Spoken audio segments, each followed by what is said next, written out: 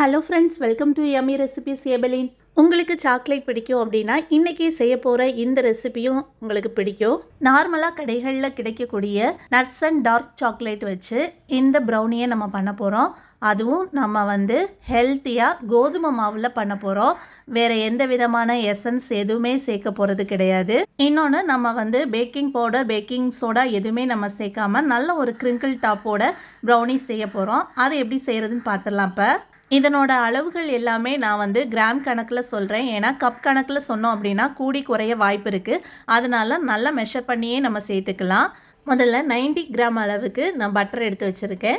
அடுத்து 150 கிராம் அளவுக்கு dark chocolate எடுத்திருக்கேன். இதில் டார்க் காம்பவுண்டு சேர்ப்பாங்க.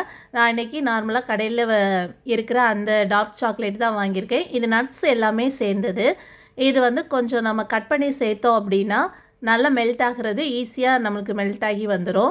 இப்போ இது கூட மேலே போடுறதுக்காக கொஞ்சம் சாக்லேட்டை தனியாக எடுத்து வச்சுட்டு மீதி இருக்கிறத அந்த பட்டரோடு சேர்த்துற போகிறேன். பட்டர் நமக்கு ரொம்ப சாஃப்டாக அப்படி இருந்தது அப்படின்னா சீக்கிரம் மெல்ட் ஆகும். ஃப்ரிட்ஜில் இருந்து எடுத்து வச்சு கொஞ்சம் நேரம் கழித்து அதுக்கப்புறம் நீங்கள் மெல்ட் பண்ணுங்கள். இது நம்ம டபுள் பாயிலிங் மெத்தடில் மெல்ட் பண்ண போகிறோம். நான் ஏற்கனவே தண்ணியை எடுத்து நல்லா கொதிக்க வச்சுட்டேன். அது மேலே இதை வச்சுட்டு நல்லா ஹீட் ஆக நல்லா கலந்து விட்டோம் அப்படின்னா ஈஸியாக நல்லா மெல்ட் ஆகி வந்துடும். இது பாதி மெல்ட் ஆனதுமே நம்ம ஃப்ளேமை ஆஃப் பண்ணிட வேண்டியதான்.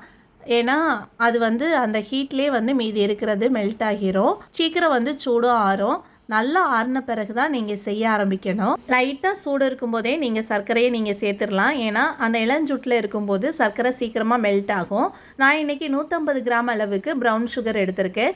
இதை நல்லா பவுடர் பண்ணி தான் சேர்க்கணும். ஏன்னா கிறிஸ்டலாக இருந்தது அப்படின்னா கரைகிறதுக்கும் டைம் எடுக்கும், சீக்கிரம் கரைஞ்சும் வராது. அப்படியே பெய்ய அடியில் தாங்கி கிறிஸ்டலாகவே இருக்கும். இப்போ இதை நல்லா கரைச்சாச்சு. 2 முட்டைகளை இதில் சேர்த்துடலாம். முட்டைகளை நீங்கள் சேர்க்கும்போது கொஞ்சம் கூட இதில் சூடு இருக்கவே கூடாது. சூடு இருந்தது அப்படின்னா அது கட்டியாகிரும். முட்டைகளெல்லாம் வெந்து போயிடும் அந்த சூட்டில். அதனால் கொஞ்சமும் சூடு இல்லாமல் பார்த்துக்கோங்க. நல்லா அடித்து நல்லா மிக்ஸ் பண்ணிக்கலாம். அப்படின்னா தான் அந்த கிரிங்கிள் டாப்பு நமக்கு கிடைக்கும். நல்லா கலந்து விட்டாச்சு. அடுத்ததாக கோதுமை மாவு 60 கிராம் அளவு நான் சேர்க்குறேன்.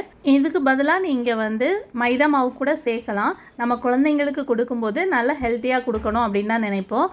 அதனால் இது கோதுமை மாவு தான் நான் சேர்த்துருக்கேன். இதை நல்லா கட்டிகள் இல்லாமல் மிக்ஸ் பண்ணி விட்டுருங்க. அவ்வளோதான். இனி இதை ஒரு ட்ரேக்கு மாற்றிடலாம். ஏற்கனவே நான் ட்ரேயில் இந்த பார்ச்மெண்ட் பேப்பர்லாம் போட்டு வச்சுருக்கேன். நீங்கள் இது மேலே பட்டர் தடவிக்கலாம், இல்லை நெய் தடவிக்கலாம். அப்படின்னா நம்மளுக்கு ஒட்டாமல் வரும்.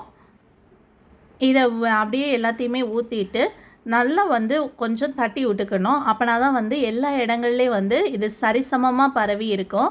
இல்லாட்டா நம்மளுக்கு வெந்து வரும்போது ஒரு பக்கம் குவியலாக இருக்கும், ஒரு பக்கம் கம்மியாக இருக்கும். இப்போ இதில் மேலே டெக்கரேட் பண்ணுறதுக்காக கொஞ்சம் சாக்கோ சிப்ஸ் போடுறேன். கூடவே டார்க் சாக்லேட்டில் கொஞ்சம் கட் பண்ணி நம்ம எடுத்து வச்சுருந்ததையும் சேர்த்துட்டேன். பாருங்கள், இது நல்லா வெந்து வரும்போது மெல்ட் ஆகி நல்லா டேஸ்ட் கொடுக்கும். இது இப்போ அவனை ப்ரீஹீட் பண்ணிவிட்டு 180 டிகிரியில் அடுத்ததாக 180 டிகிரியில் ஒரு 20 மினிட்ஸ் அளவுக்கு நம்ம வேக வச்சு எடுத்துக்கலாம். ஒவ்வொரு அவனை பொறுத்து அது டைமிங் டிஃப்ரெண்ட் ஆகும். எனக்கு 20 மினிட்ஸ்லேயே நல்லா வெந்துடும். ஒரு 20 மினிட்ஸ் ஆனதுமே ஒரு குச்சி வச்சு உள்ளே குத்தி பாருங்கள். ஒட்டாமல் வந்துச்சுன்னா எடுத்துருங்க. ஒட்டுச்சு அப்படின்னா கூட ஒரு 5 மினிட்ஸ் வச்சு எடுத்துருங்க.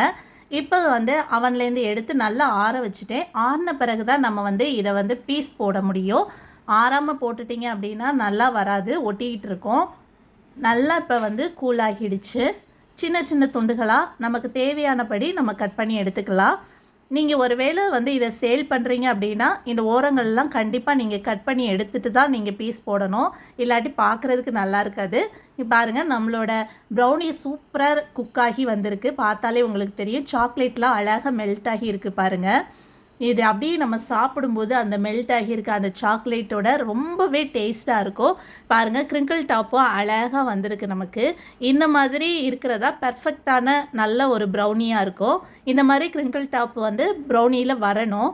அந்த வகையில் நமக்கு சூப்பராக பர்ஃபெக்டாகவே இந்த ப்ரௌனி வந்திருக்கு. சாப்பிட்டு பார்த்தா டேஸ்ட்டும் செம்மையாக இருக்குது. நீங்கள் இது கூட ஐஸ்கிரீம் வச்சுட்டு அப்படியே சாக்லேட்டு சிரப்பையும் நீங்கள் ஊற்றி அப்படியே சாப்பிட்டிங்கன்னா டேஸ்ட்டு செம்மையாக இருக்கும். இந்த ரெசிபியை கண்டிப்பாக உங்கள் வீட்டில் நீங்கள் ட்ரை பண்ணி பாருங்கள். அடிக்கடி இதை செய்வீங்க. மறக்காமல் நம்மளுடைய சேனலை சப்ஸ்கிரைப் பண்ணி வச்சுக்கோங்க. பாய்.